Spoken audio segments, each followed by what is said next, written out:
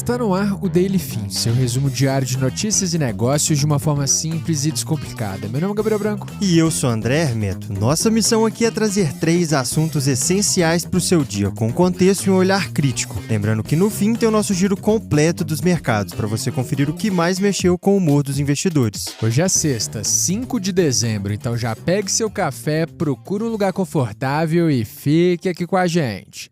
Entre os destaques desse episódio na seção Empresas, Meta quer cortar 30% do orçamento do metaverso. Em mundo, o número de bilionários atinge novo recorde em 2025. Já no Brasil, CPI do INSS aprova convocação e quebra de sigilos de Daniel Vorcaro. Muita coisa importante para a gente conversar hoje, então já fica ligado e bora para a primeira notícia.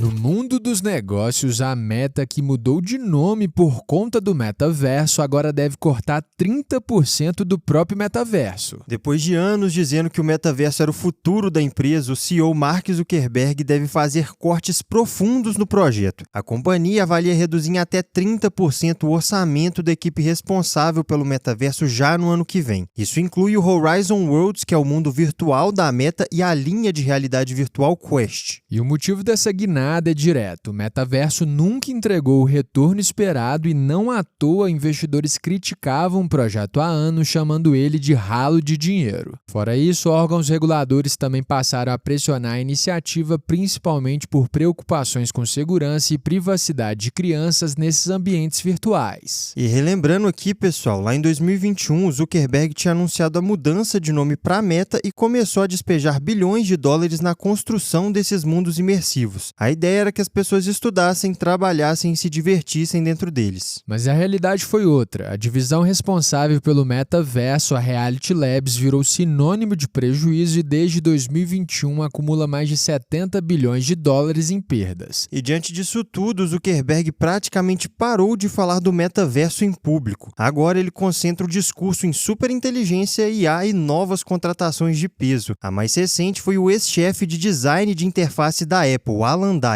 E com a notícia dos cortes, as ações da Meta fecharam o pregão de ontem, dia 4, em alta de 3,43%. Pois é, Branco, uma reviravolta e tanto para a empresa que apostou pesado nesse metaverso. Mas com isso a gente fecha a nossa sessão inicial e agora vamos direto para o noticiário internacional.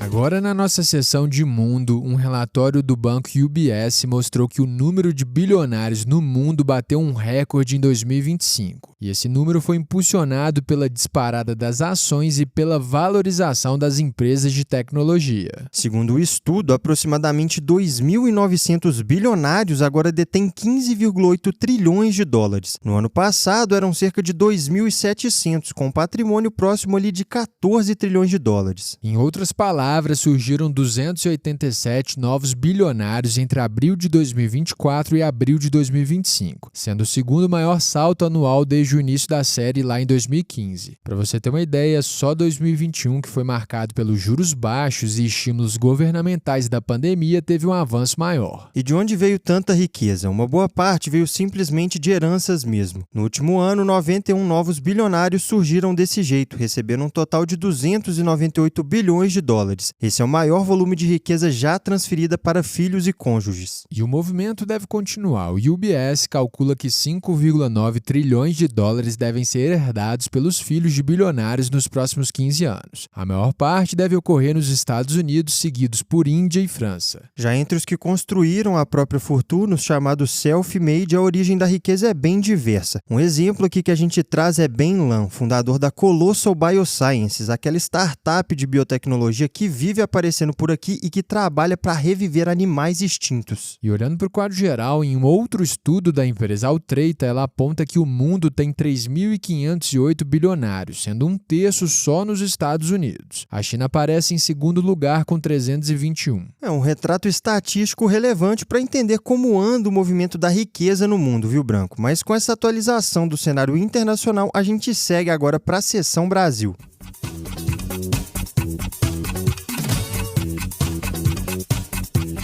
No noticiário aqui do Brasil, a CPI do INSS apertou o cerco contra o empresário Daniel Vorcaro, dono do Banco Master. Ontem, os parlamentares aprovaram a quebra dos sigilos bancário, fiscal e telemático dele e também convocaram Vorcaro para depor. O foco da CPI é entender as operações de crédito consignado oferecidas pelo banco para aposentados e pensionistas. Esse tipo de operação é um empréstimo que já vem descontado direto do benefício do INSS. O requerimento apresentado pela senadora Damares Alves libera o acesso aos dados de Vorcaro em plataformas como Meta, WhatsApp e Google. Na prática, a CPI poderá consultar mensagens, fotos, histórico de localização, contatos e dados armazenados na nuvem. E o time disso não passou despercebido. Daniel Vorcaro foi preso no último dia 17, acusado de fabricar contratos falsos que movimentaram 12 bilhões de reais. Mas 10 dias depois, ele acabou sendo solto. Além disso, ontem mesmo a CPI rejeitou convocar Fábio Luiz Lula da Silva, também chamado de Lulinha, e o advogado-geral da União, Jorge Messias. No caso do filho do presidente, aliados do governo afirmaram que os pedidos se baseavam em narrativas políticas, sem qualquer prova que o vinculasse ao esquema investigado. A menção ao Lulinha veio depois do depoimento de um ex-funcionário do chamado Careca do INSS, que diz que ele teria recebido mesadas de cerca de 300 mil reais, além de ter mantido uma relação próxima até com suposta sociedade empresarial com Careca, que está preso desde setembro, mas até agora nenhuma prova foi coletada. E para fechar, pessoal, a comissão também aprovou a convocação do governador de Minas Gerais, Romeu Zema, motivada pela atuação de uma empresa de sua família que também atua com empréstimos consignados. O clima é quente lá em Brasília e a CPI está ganhando cada vez mais repercussões. Mas com esse panorama nacional atualizado, a gente segue agora para o fechamento dos mercados.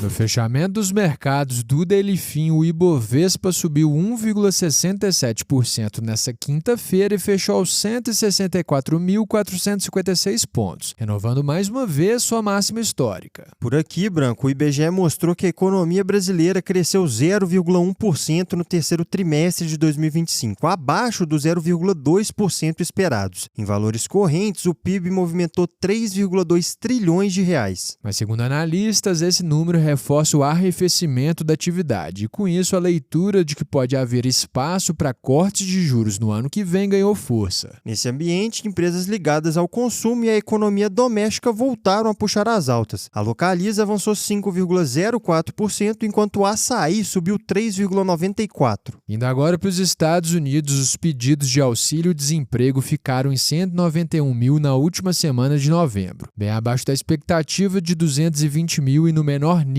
desde 2022. Mas tem um ponto aqui, Branco. O dado pode ter sido pontual, isso porque ele contrasta com outros sinais recentes de um mercado de trabalho americano mais fraco. Nas bolsas americanas, o S&P 500 subiu 0,11% nessa quinta, enquanto o Nasdaq avançou 0,22%. E no mercado cripto, um levantamento da Bloomberg mostrou que a queda recente das moedas digitais atingiu em cheio a família de Trump e seus negócios. A América Bitcoin, por exemplo, ligada aos filhos do presidente, despencou 75% em apenas 2 meses. Já a moeda Trump caiu 90% desde janeiro e a moeda Melania derreteu 99% no mesmo período. Segundo a Bloomberg, o prêmio Trump virou um peso negativo, eliminando um dos pilares que sustentavam esses criptoativos e mostrando também como a confiança nesses mercados e até no próprio presidente pode se dissipar rápido. E para fechar o dia, o dólar terminou estável aos R$ 5,31. E agora que encerramos essa sessão, terminamos mais um episódio. Se você curtiu o nosso conteúdo de hoje, já segue a gente aí e ativa o sininho para não perder os próximos. Lembrando a turma que essa é a versão em áudio da nossa newsletter. Ela chega todo dia às 6h30 da manhã no seu e-mail. Por lá você encontra mais detalhes e outras sessões que não cabem por aqui. O link e descrição está na descrição desse episódio. E se esse episódio te ajudou, não guarda só para você não. Já compartilha com os amigos e com a galera do trabalho. Até porque todo mundo merece ficar bem informado. A gente se vê amanhã no próximo episódio. Valeu, pessoal!